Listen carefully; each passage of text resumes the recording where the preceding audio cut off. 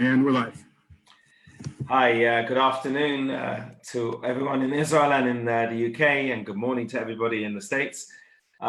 We are continuing with our Global Day of Testimony today, and Yom Hashoah, commemorating it in various different ways.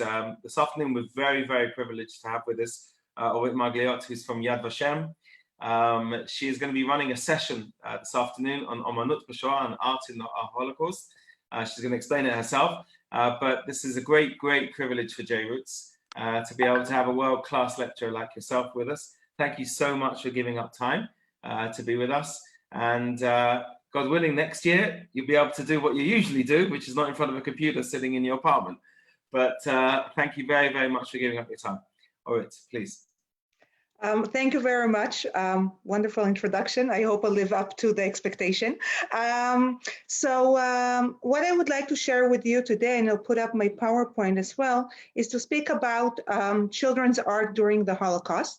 And this session is also open for children from the age of 12. And this is why I chose accordingly also the examples that we're going to discuss. This talk is titled Draw What You See, and you'll see later on from where this title is taken. It's connected to one of the specific stories we're going to tell here. And it's interesting because when we speak about children in the Holocaust, 1.5 million of the victims who perished during the Holocaust were children, from newborns till the age of 18. And that's 1/4 of the victims. And so when we come to speak about children in the Holocaust, and to tell their stories, and I'm sure if you've already heard earlier today, some of the stories of the survivors which were shared here, and some of them were definitely children at the time, we have a great challenge. And this challenge is presented in what I want to show you right here. And this is taken from the book of Adolfo Garcia Ortega, who's a Spanish writer. And he wrote a whole book that is dedicated to one boy who is mentioned in one sentence in Primo Levi's book. Primo Levi, an Italian Jew, a chemist, a survivor of Auschwitz, that wrote many books on his experience in Auschwitz after the Holocaust. And in his book that is dedicated to the liberation, titled The Truce, he mentions one boy in one sentence who was 3 years old, Hodonic, and that's it. And through this whole book that Ortega writes later on, based on Primo Levi, he tries to find who this boy was. And then he also manages to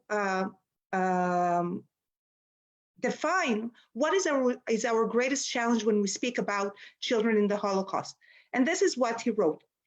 Children, especially if they are young, almost do not leave any traces behind them. They don't tend to write letters, and they do not leave written or oral testimonies. They do not draft documents, contracts, or invoices, and they do not own valuable personal objects. They are not engraved in memory for a certain custom or habit in the community. Their friends are numbered and are also children. They live with their families, parents, siblings. They appear only in family photos, and with great difficulty, only the adults can be recognized in them.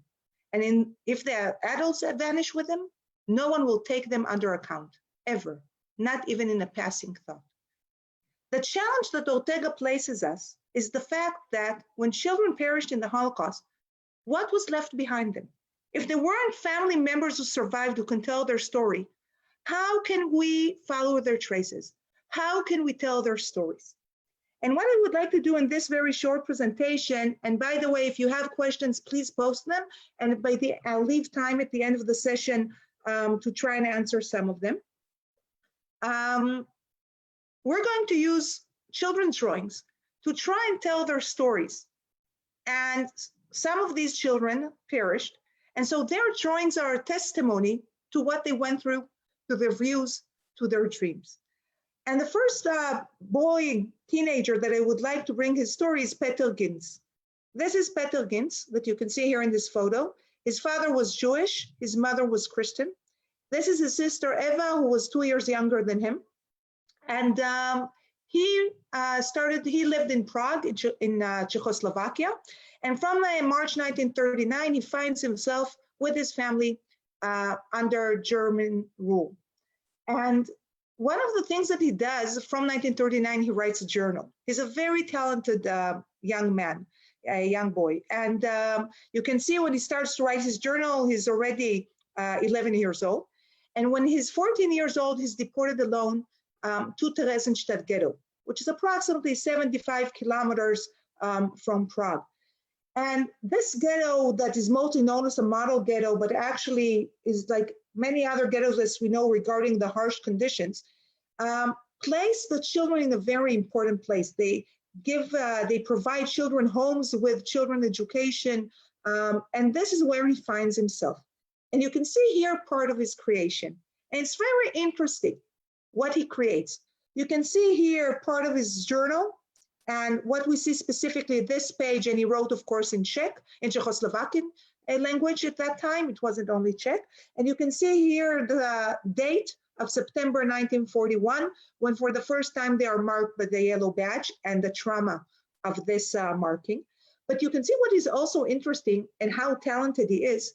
What he chooses to describe are many voyages, journeys, the world that is beyond the ghetto.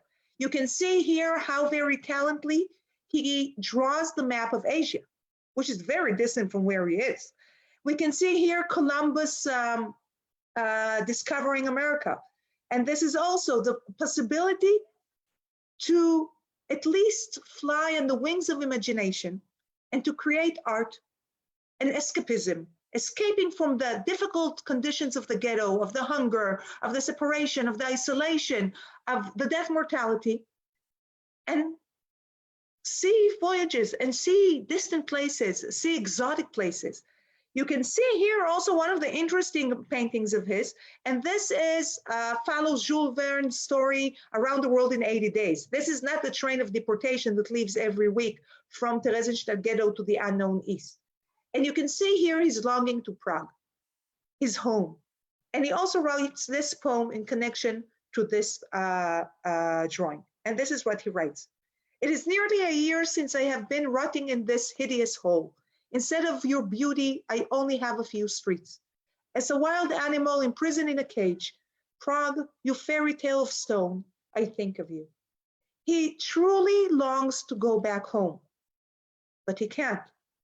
And for 2 years, he's imprisoned in Theresienstadt ghetto.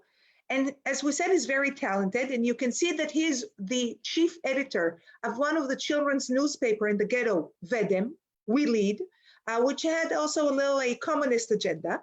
And you can see here how he presented as a canon that has messages to provide, if it's a satira and if it's information. So he really sees that he can carry a role and to make a difference, not only for himself to cope with the harsh reality, but also for his surrounding friends and the people around in the ghetto.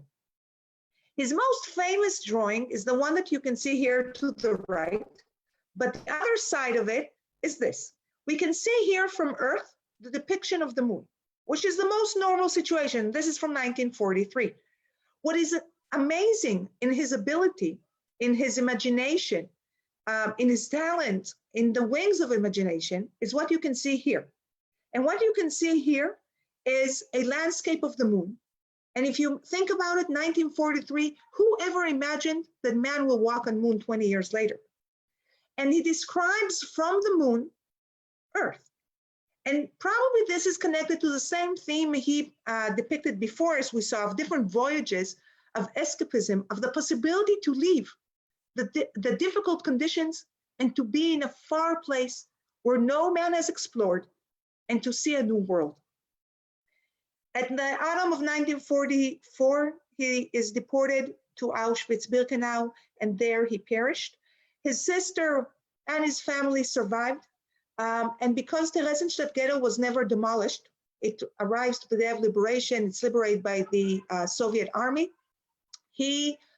All his drawings and writings survived. And when the family will come to the state of Israel years later, they will bring some of his creation to Yad Vashem and some to Theresien's house, which is a museum of survivors from Theresienstadt ghetto. And his sister, Eva, today Chava Fressburger, lives in Omer in southern Israel. So this is the first story I wanted to share with you from Theresienstadt ghetto. Remaining in the same ghetto, I want to bring to you another story, and this time of a young girl. And the name of my presentation is taken from her story. Helga Weissová was born in 1929, lives today still in Prague, still testifies all over Europe regarding her experience. In December 1941, she is deported to Theresienstadt ghetto with her parents.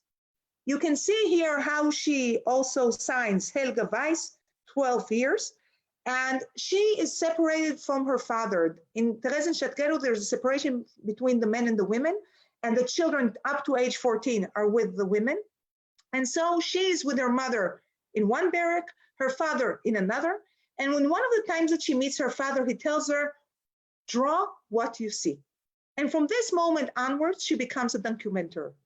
And what triggers him is this exact drawing where she depicts her previous life, the normal life, because she arrives in the winter, there's snow, and in the normal life, normal children make they build from the snow, they go and play in the snow, and this what the father sees shows him, and as if he didn't know before, that his daughter is very talented, and he tells her, draw what you see. And look what happens in the next following 2 years that she will depict the life in the ghetto. You can see when she first starts to depict the life in the ghetto, and this is a transport arriving to the ghetto, a train that arrives, you can see here how from one end, we have all the Jews marked with the Star of David. So we understand we're speaking about the Holocaust. You can see also this soldier. On the other hand, if we would have removed the Star of David, it could have been different depictions, not necessarily of a Holocaust depiction.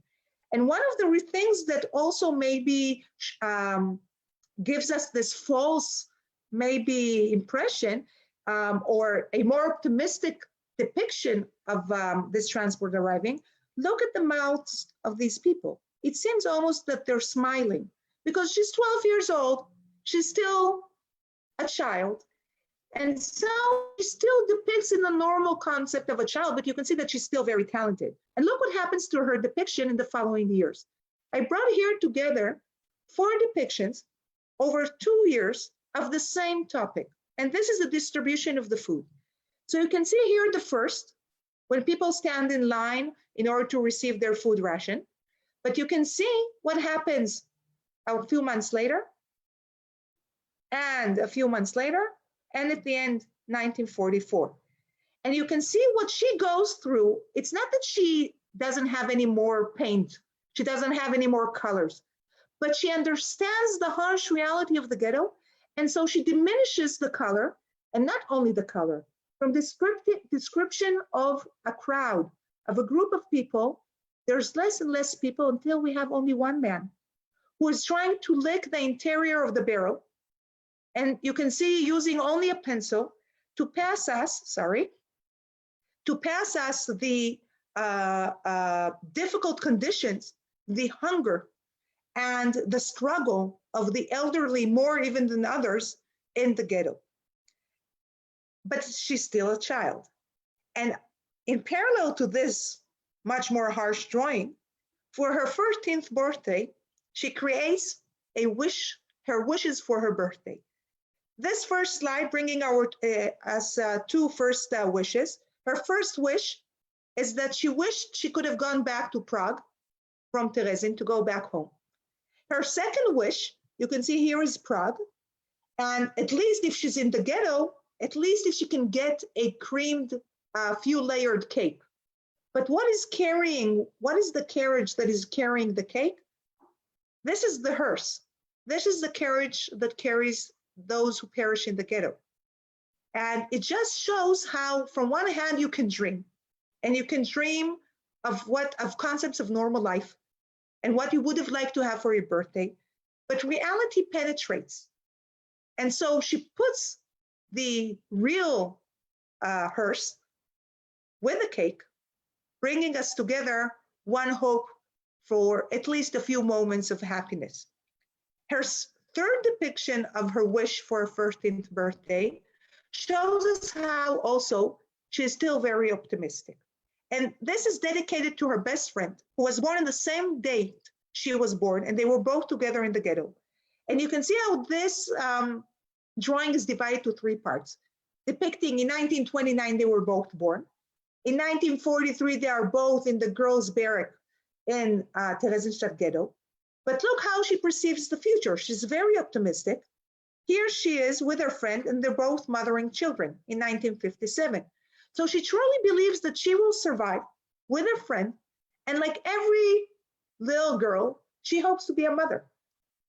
And not maybe only a wish of little girls, but of many also women in general. But this just shows us, again, how she's optimistic in spite of the harsh conditions in the ghetto. The last depiction of hers that I want to bring is how she also documents the daily life in the ghetto regarding the events. Because in Theresienstadt ghetto, we have many people who are known worldwide, Jews, that are being deported to this ghetto. And this is one of the reasons why it's remembered historically, or at least in the survivors' sometimes memory, as a model ghetto. But in fact, it works in practice, it's like any other ghetto regarding the conditions, but it's just presented to the outside world as a model ghetto. So you can see here Hanukkah, and holidays have great importance, because think of Hanukkah and also Purim, what they represent. They represent how the few overcome the many, how good overcame evil, how light overcame darkness. And this is why even though it was forbidden to light Hanukkah candles, we can see them lit here. And you can see here the different shows, plays taking place in the ghetto, because there are so many talented people in this ghetto. So automatically cultural life takes place by children. For example, also Brundibau Opera, who had more than 50 plays put on in the ghetto, and as well adults' performances and lectures. In the autumn of 1944, Helga is deported with her family to Auschwitz, but she survives. She is liberated at the end of the war, and she goes back to Prague, where she lives till today, and still creates art and tells her story. And the last example from Therezin that I want to show you is a much more general one, almost last example, and that is of children's newspapers. We would have thought that children's newspaper is something very common as we know them today. The first children's newspaper that we know of in history is of Janusz Korczak, the Jewish Polish educator in Poland. But this is something that we can see later on that expands. And you can see here 6 children's newspapers that existed in Theresienstadt ghetto, which all also presented art. And what is interesting, only one was written by girls. At that time, it was seen as a masculine profession. But what is also interesting is, for example, this newspaper, Kamerad, Friend. Look at the date. It's February 25th, 1944. At that time, in most of occupied Europe, the majority of Jews are gone. And it's titled Kamerad, Friend. And the children depict life not only from the ghetto, but also you can see here the palm tree depicting the land of Israel. So their hopes, their wishes, and also their surroundings. In this specific newspaper, we know that throughout the time of the ghetto, 29 children took part in it. But again, we need to remember only 3 survived. And this is exactly always the challenge, because we tell the stories of the children and we're trying to follow their traces. As we saw at the beginning, that Adolfo Garcia tells us that it's a challenge to find their stories and to follow their traces behind. But we have to remember that the majority at the end also had not survived. And this woman, and with this we'll close Theresienstadt ghetto's story at this point, Friedel Dicker Brandeis, who was an artist, she also taught art in the ghetto. And what she had done is what we call today art therapy. She used to gather the children in the ghetto and using art to transfer their emotions, their need to share and to cope with the harsh reality of the ghetto into drawings. And you can see it here in one drawing of a girl of the age of 12, Memories of Home. But you can see also the hunger in Theresienstadt ghetto. You can see the train of the deportation that leaves every week. So the fear that they also illustrate in their drawings. And the last example I've brought is also the danger of the guard with a stick. And again, most of these children have not survived, but these drawings show us how they tried to cope. And from Theresienstadt ghetto, I'd like to move to a different story. And this time we're moving east. We're moving to where today is the Ukraine, to Lvov. Before the war, this was Poland. And this girl, Nellie Toll, she was born in 1935. So for her, living in Lvov, the war really, the Germans enter when she's 6 years old in 1941. And she lives with her parents in Lvov ghetto. And from there, they flee and they find a hiding place with a Polish family that hits them for 2 years, almost 2 years, and they can't go out of the apartment. You can see here one of the drawings that she drew when she was 8 years old, when she was hiding, and these are girls in the field, and you can see them standing on their tiptoes. And the question here is, are they standing on their tiptoes because she's 8 years old and she doesn't know how to draw? Or maybe she wants to tell us something regarding the fact that you need to keep your balance somehow in this difficult reality. Nellie Toll, you can see she's still alive, and this is what she said about how she coped, and you can see this passage, and in the background, again, her drawings from being in hiding. And this is what she said: a case of luck, fantasy, a story of a child, like Cinderella, that had an evil stepmother. One day, the girl escaped. The girl found a palace with a beautiful princess. She was invited to stay at the palace with the princess, and from that moment of luck, she lived happily for many years. And you can see, like with Petr Ginz, she also uses imagination and fairy tales and legends to cope. But she also does another thing, and this is what she tells us over here. The reality, the furniture, the piano, the doors, the blue room were drawn from the memory of the apartment from before the war in Lvov. The blue dress is also real from memory. So again, we can see the combination between the present and the memories to try and grasp to something that was normal, and this way to cope with the reality. So we can see also depicting the family in a car, something she couldn't have done till the end of the war. We can see going out to the field. And you can see here other drawings of her, as well as the book that she published years after the war. And you can see her over here, and she became a professor of arts and lives today in the United States, and still speaks of art, Holocaust art, and of her experience. I wanted to bring an example of art of a father legacy to his daughter, just to show, as we saw also with the Helga Weissová, that the parents are a very important link for the children. And so I want to show you one example of paintings and drawings of a father to his child. And these are 99 illustrations to the 5 books of Moses, to Chamisha Chumshei Torah, done by Deutsch, who was from Belgium, a Jewish artist known before the war already. He visited Palestine, this is before the state of Israel, in 1936. And he goes back to Belgium, marries for the second time. And in 1940, his daughter Ingrid is born.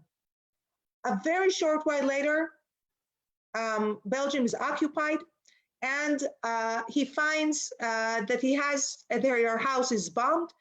He hides his daughter with the grandmother in the village, and he and his wife live in the city with false documentation, and this is how he also has access to materials to draw. And you can see here is depiction of the 5 books of Moses, and we see here at the beginning of the book of Genesis.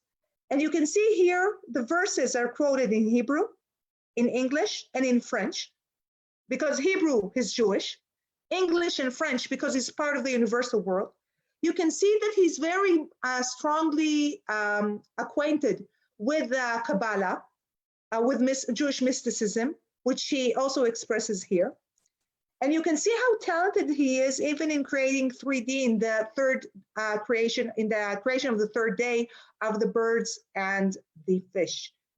Where does the personal story meets the biblical story? You can see here this depiction where he asked, "Where are thee?" When God asks man, "Where are you?" And this, when he creates this Bible in 1941, 1942, this is on the basis that he sees what's going on, the anti-Jewish policy, and the beginning of the deportation of Belgian Jews to their death. And so he asks, not where is God, but where is man? How could man conduct such atrocities? How can man take part in the Holocaust? And you can see also the biblical story meeting the personal story with this scene. This is the scene of the flood, again, from the beginning of the book of Genesis. But in no commentary, Jewish or Christian, will we find this hand over here bringing out a baby. And if you look, you can see, we don't know if this is a baby girl or a baby boy.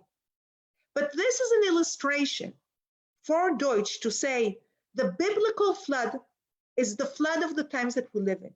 And I hope, my wish, is that my daughter will survive and will live on. You can see here Jacob's dream and the rescue of Moses from the Nile. And this is his hope that also his daughter will be rescued. And the last drawing of this that I want to bring here before we move to the last example of children's art is this drawing that shows us the sacrifice of Isaac. And in Isaac's sacrifice, usually the moment that we see from very early, even Jewish art in synagogues in the first centuries, we always see Abraham holding the knife. Isaac is bound to the altar, and in a second, he's going to slaughter him. And look what Deutsch describes. He shows us with this climax with this peak moment, and bound Isaac his son. But he shows us as the sacrifice, and Isaac, again, it's unclear if he's a boy or a girl. We see Abraham parting from Isaac. And for Deutsch, this sacrifice will be a separation from his daughter. And you can see here the angel and the ram, but it is unclear how the story will end. Will the ram replace the boy? Will the angel stop the separation, the sacrifice? And unfortunately, the fear of Deutsch is fulfilled. In September 1943, he's denounced and he's arrested in the street by the Gestapo, by the Germans. His wife goes to search after him, and they both are deported to Auschwitz, where the wife perished there, and he later on perished in Buchenwald. When the war ends, Ingrid, the daughter, who is 4 years old, comes to the apartment of where the parents lived till they were caught with a grandmother. And everything was looted by the Germans. And the only thing that they find well hidden is this case of the Bible. From one hand, we can see the Star of David. On the other hand, it says, and you can see the Hebrew alphabet and the ancient Hebrew script as well. It says 5 books, Chamisha Chumshei Torah, 5 books of Moses, 99 illustrations, Karol Deutsch, and the same in Latin. And he places also the menorah. And all the drawings are kept in this box. It's not a coincidence that he chooses 2 of the most Jewish symbols that we know of, the Star of David and the menorah, to tell his daughter, don't forget who you are. Don't forget to which nation you belong. And the daughter, years later, will donate this Bible to Yad Vashem to keep on the legacy of her father to her Haggadah, if you'd like. I would like to, I'll stop to share for a second because I want to skip to the last artist. or maybe one before last artist. And here I'll share again the screen. And this artist is actually, yes, connected to Theresienstadt ghetto, but the story I want to bring of his is also later. Yehuda Bakon, that lives today in Jerusalem, born in 1929 to a Hasidic family in Czechoslovakia, deported to Theresienstadt ghetto. You can see here his drawings of a man with tefillin, a view of a street in the ghetto, the difficult reality in the ghetto. From there, he's deported to Auschwitz, Birkenau concentration camp and death camp. From there, he walks through the death marches until he's liberated in one of the camps in Germany at the end of the war in May 1945. He goes back to Prague, and no one can help him. The Jewish community still doesn't know what to do. And he draws this painting, which in my view is one of the amazing ones, because think of a child, at that time he's 15 years old, 16 years old, survived the Holocaust, been in Auschwitz, and look at the title of this painting, and I'd like to tell you the story of that man. The man who retrieved me my belief in mankind. You can come out of the Holocaust and say, I believe in mankind afterwards. How? Look what he depicts. Because when he comes back in June 1945 to Prague, the young man who takes him in is Petr Ginz. Petr Ginz, during the Holocaust, he's a Christian Czech, during the Holocaust, holds a Jewish orphanage where he saves Jewish children during the war, and later on, years later, will be acknowledged for that and honored for that as a righteous among nations. But when the war ends, it seems that the role of this children's home has ended. But when he meets Bakon and other children, he understands that they have nowhere to go. And so he takes care of them until they decide to move on.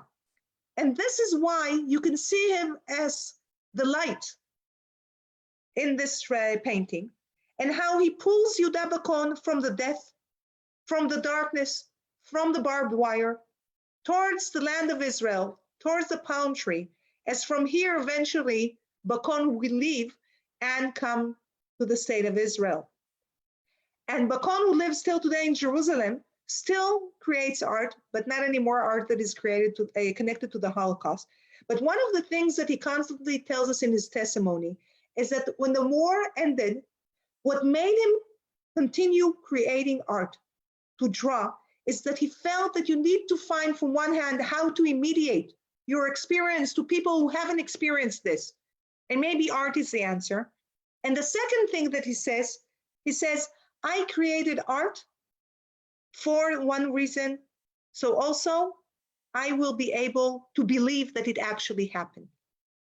And saying that brings me to my last example. And I will give maybe present three of his works, and then I would be happy to open to questions if there are questions. So if, before I end, please, if you have questions, please post them and I'll be able to see them in 2 minutes.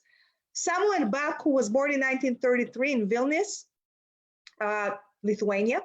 In the interwar period, it's Poland. From the age of 3 already creates art. He's very talented.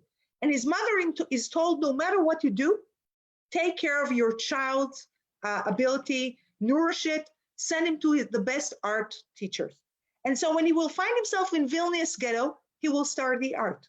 And when he will be later on in hiding in a convent, and later on in another hiding, he will create art. And also once the war will end, once they will find out that the father was murdered and he and his mother will move to a displaced persons camp in Germany, you will see him portraying himself here. This is him at the age of 12. This is what he drew himself. And this is when he's 14 years old. And you can see in both of them 2 striking things. The first is look at the eyes. We always say that the eyes are the window for the soul. And the eyes of this 12-year-old and also this 14-year-old are not the eyes of his age. They carry much more wisdom, or if you would like, much more experience because of what he went through during the Holocaust. The second thing that you can see here that is interesting, you can see that he doesn't have a body. Here we have a very general outline. And maybe this questions his actual existence. Am I alive? How is it that I'm alive while so many children aren't? And you can see him here from the period of the ghetto with the Abraham Sutzkever, one of the most known poets who lived also in the Vilnius ghetto, who in the ghetto gave him the Kehila book because maybe he will survive. And on the outskirts of the pages, he drew different depictions of the ghetto and also known art that he had seen. And this Kehila book is today presented, it was found at the end of the war, and it is today presented in the Jewish Museum in Vilnius. At the end of the war, even though he survived with his mother, you can see here how he depicts the fate of many children who remained alone, mother is gone, or children alone. And I would like to end this presentation with two things. It takes him 56 years to go back to Vilnius and to depict this. And this drawing depicts, and he's not a child anymore in that way, depicts his trauma from leaving home when they have to leave their home in Vilnius into Vilnius ghetto. And you can see that he uses the pillows because this was the one thing his mother told him to carry, and it was raining, and he threw it aside, and he saw how people walked over it, and he thought it was the one thing his mother asked him to take care of, and he didn't manage. But also think of it how the pillow is something that is very, that each person has his own pillow in that way. And I want to end with this photo that shows us Samuel Bach today. He lives in Boston, Massachusetts. And this is what he said: "I'm a happy man. Every time I look at the mirror, I say, what? This old Jew is me? I'm the oldest in my family. I've never saw myself as a victim, but lucky." So I would like to, if you have questions, you're more than welcome to ask the questions, and let me see, and I'll try to answer with the few minutes that we have left.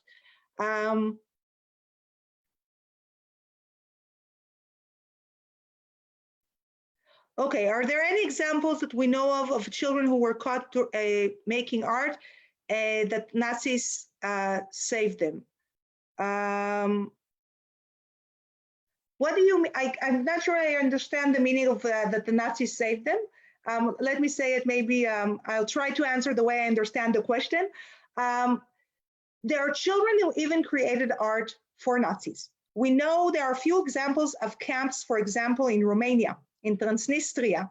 This is a very special region where the Romanians deported Jews, and they were held there in ghettos and camps. We have examples of children who made from clay portraits for the German and Ukrainian soldiers and Romanian soldiers there, right? And therefore they received more rations of food, for example. So I hope it answers the question. I'm not sure I understand the question clearly. And there's another question here. If I believe that there is still more art to find that we still don't know about. Definitely. Most of Holocaust art that was made during the Holocaust was lost for a couple of reasons. The first reason is when people were expelled or deported from the ghettos, if they were held in ghettos, if they haven't taken the art with them, the ghettos were later on dismantled or burned down, or the general public moved in back to these territories. And so the art was lost. If they took it with them, the Germans had no interest in these depictions once they arrived to the camps or to the mass killing sites. And so they were lost again. I'll give you an example from the places that I dealt with the most here during this presentation, and this is Theresienstadt Ghetto. As I said in this presentation, we have from there the largest Holocaust art that we know of, more than 6,000 artworks, because this ghetto lived till the day of liberation. It was liberated by the Soviet army on May 8, 1945. And still, sometimes people today, locals live in the actual buildings. And when they renovate, they find in double walls, they still find new art that was hid 75 years back, 80 years back. And think of most of the art, we won't know what was made. It's the same like with writing journals during the Holocaust. Most of the journals which were written, we don't know about them because they had to be in specific circumstances to survive. And even if someone hid them, you had to have someone who would survive to reveal them, to rediscover them. And I'll answer here the last question because I think my time is up. And this is, how did they get the art materials? And this is a great question. So in Theresienstadt ghetto, there were a couple of ways. First of all, you have transports constantly coming in and transports constantly leaving to the east. So people also sometimes brought supplies with them. Moreover, there was a special department, art department in the ghetto, that they were supposed to show the ghetto in propaganda that this is a working ghetto and this is the city that Hitler had given the Jews to live in. If someone around the world will ask, where are the Jews? What happened to them? And so they had access from the Germans to materials, and they in clandestine had access, therefore, to also document the ghetto life and to also pass on materials. And the third means that they had in this ghetto is that they produced from fruits and from different materials and fruit and plants, art, colors. And from this they created. In other places, it varies. It depends. Some find coal in the factories they work. Some use matches even for very small depictions. So it very much depends. It was easier to depict in the ghettos rather in the camps. Let's say it also this way. And this is something that is important to remember. And so I will conclude in saying something general about Holocaust art. Whenever we see Holocaust art, and in Holocaust art, I mean art that was made between 1933 and 1945, we always have to ask three questions. The first question, who is the artist and what did he draw? The second question, how did he have materials? And the third question, how did it reach us? How do we have this art? Because as I said, and as was asked here, the majority did not survive. So what we have today is such a small glimpse into the world of children and in general, of the Jewish victims during the Holocaust. So thank you very much. Thank you. Really, thank you very much for the wonderful insight and session that he just gave. You know, it's amazing. We this afternoon, earlier on, I should say, a couple of hours ago, Sheldon Lazarus spoke about Auschwitz in Color and the Auschwitz album. And that, of course, as anyone who deals with Holocaust education will know what an important document that is.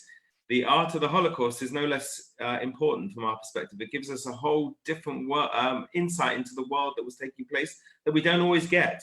We get a lot from the writings and from the testimonies. All of a sudden, our pictures worth, as we say, 1,000 words that we're able to see. And in an uncompromising act of defiance, these artists risked their lives in order to be able to pass on the message of what was going on. It's amazing that they were imprisoned. And I remember reading, I think, from Greta Schmolwolf, was that? I think that was her name, where she says, as an artist, she said, I may have been in prison, but my soul was free. Okay, that I was still allowed to be able to be who I was. So I can't thank you enough for being with us this afternoon. And really a real privilege for JRoots. Thank you. Thank you very much for having me. Thank you. We've got a lot more stuff that's happening today. Next up is the Kleinbergs, who are speaking from Toronto, being interviewed by their grandson who lives in Renana, Effie, one of our partner organizations, FJL. And then after that, we have the interview of Angela from, also from Toronto, actually, the child that was born in Auschwitz, okay, in 1945. There are plenty more stuff that's happening, Rabbi Sachs, and all sorts of other things that are taking place on the channel. So please stay with us at Facebook or on the YouTube channel or Instagram, and hopefully we'll have a very insightful and meaningful day. Thank you very much to everybody.